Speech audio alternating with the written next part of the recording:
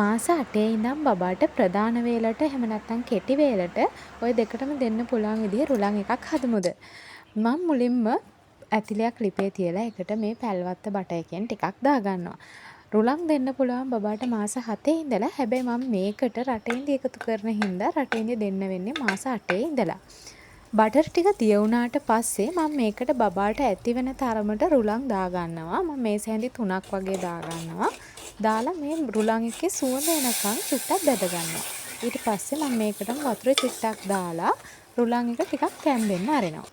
මේ වතුර ටික හිඳිලා රුලන් එක ටිකක් ඝනකම් වෙලා තැම්බෙනකොට මම මේකට පොල් කිරි එකතු කරගන්නවා. පොල් කිරි එකතු කරලා හොඳට කැටි ගැහෙන්නේ නැති වෙන්න හොඳට මික්ස් කරන්න ඕන. පොඩි පොඩි කැටවත් තියෙන්නේ නැති වෙන්න. ඊළඟට මම මේකට එකතු කරගන්නවා රටඉඳි. රටඉඳිත් එක්ක ඊට පස්සේ එකතු කරගන්නවා වියලි මිදි ටිකක්. මේ ටික එකතු කරලා හොඳට හැන්දෙන් පොඩි කර කර උයා ගන්න තමයි තියෙන්නේ.